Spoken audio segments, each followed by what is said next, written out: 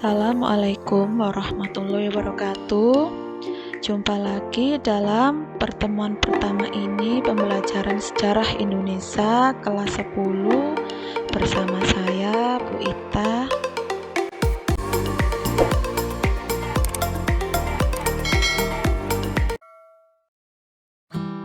Pertama-tama kita akan membahas mengenai konsep berpikir sinkronik dan diakronik. Pertama, kita membahas dulu mengenai konsep berpikir secara sinkronik.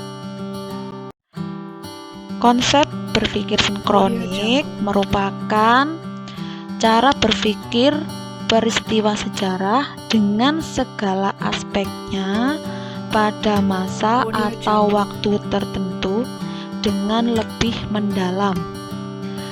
Konsep berpikir sinkronik berasal dari kata Yunani, yaitu dari kata sin yang berarti dengan, kemudian kronos yang berarti waktu. Ciri-ciri yang pertama konsep berpikir secara sinkronik adalah cara berpikir sejarah ini bersifat horizontal. Maksud dari cara berpikir horizontal ini adalah kita membahas suatu peristiwa dalam kurun waktu satu waktu saja.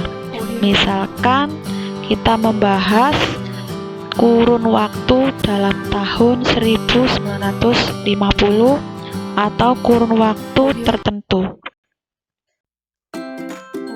Kita akan memberikan satu contoh peristiwa yang merupakan contoh dari konsep sinkronik, yaitu peristiwa Rengas Dengklok.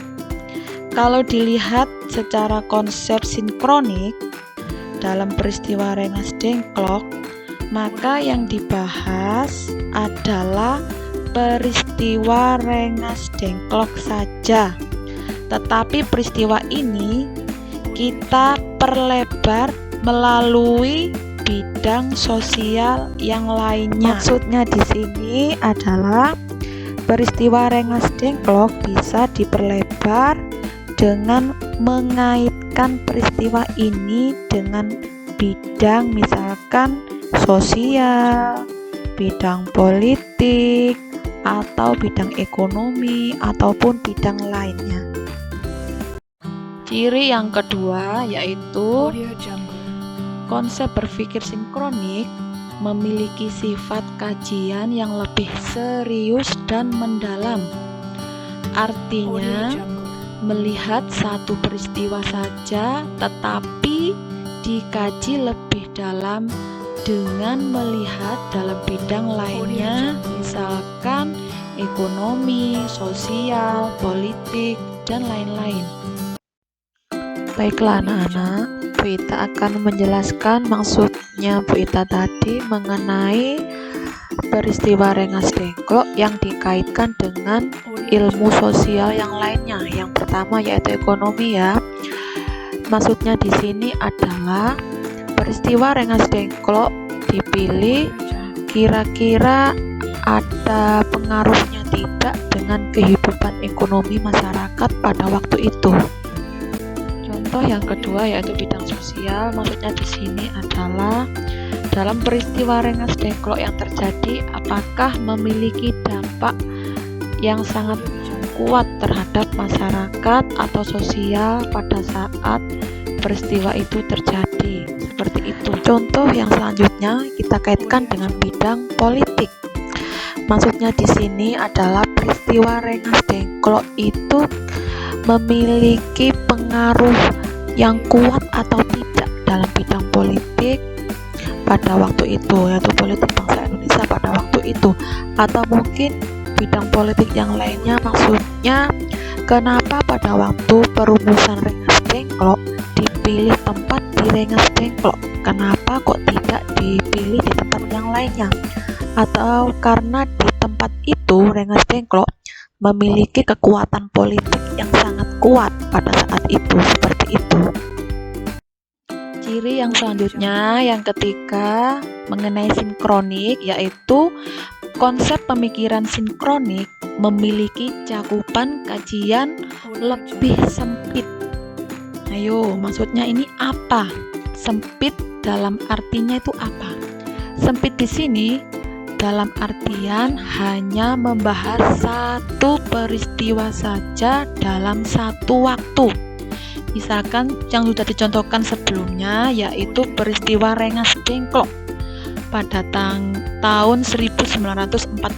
Jadi cuma satu peristiwa saja, yaitu peristiwa Rengas Dengklok, dan terjadi cuma dalam satu waktu, yaitu tahun 1945. Jadi tidak membahas tahun selanjutnya, tetapi hanya membahas di tahun 1945 pada peristiwa 1, yaitu Rengas Dengklok saja. Ciri yang selanjutnya yang akan kita bahas, yang nomor 4, yaitu tidak ada konsep perbandingan. Maksudnya apa ya? Kok dikatakan tidak ada konsep perbandingan? Baiklah, kita akan menjelaskan maksudnya di sini tidak ada konsep perbandingan karena dalam konsep berpikir sinkronik yang dibahas hanya satu peristiwa saja. Seperti contoh yang tadi, yaitu yang dibahas hanya satu peristiwa, yaitu peristiwa Rengas Dengklok. Jadi peristiwa ini terjadi dalam satu waktu, tidak dihubungkan dengan peristiwa yang lainnya atau setelah Rengas Dengklok.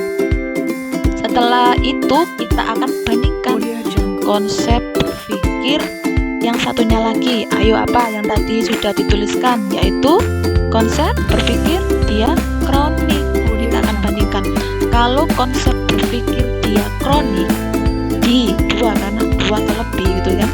Jadi bisa dikatakan dalam konsep diakronik, bisa dikatakan konsep ini isinya mengenai perbandingan. Misalkan perbandingan pemerintahan, keadaan pemerintahan Indonesia di masa liberal. Sedangkan selanjutnya bisa dibandingkan dengan keadaan pemerintahan setelah kemerdekaan.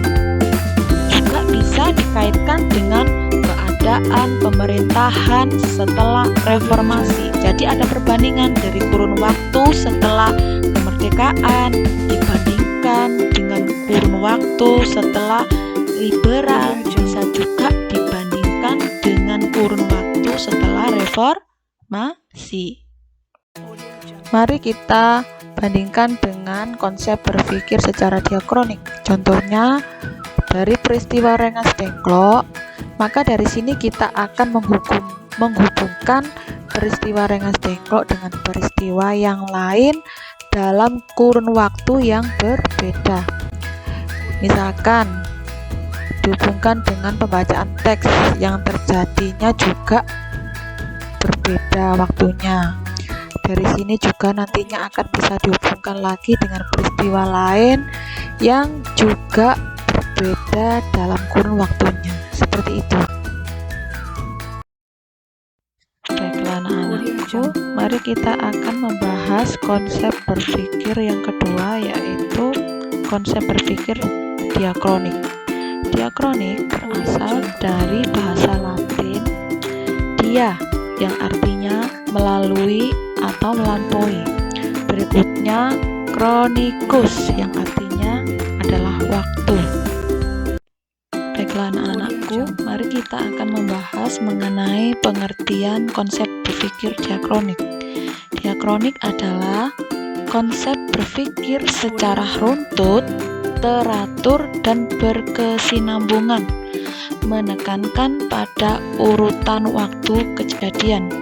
Konsep berpikir diakronik bisa disebut dengan cara berpikir secara kronologis. Mari kita akan membahas ciri-ciri konsep berpikir diakronik.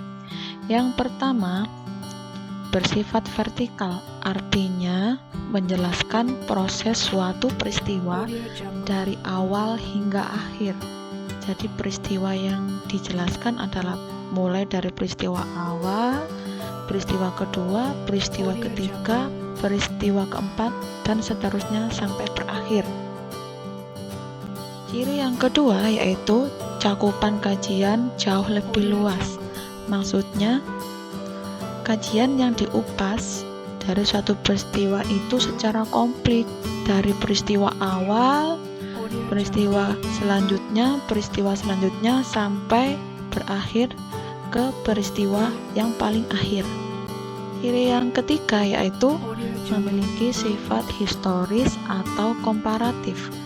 Maksudnya komparatif atau perbandingan di sini yaitu mengkaji masa yang satu dan masa yang lainnya, sehingga nanti kita akan mengetahui gambaran perbedaan keadaan dari masa yang satu, masa yang selanjutnya.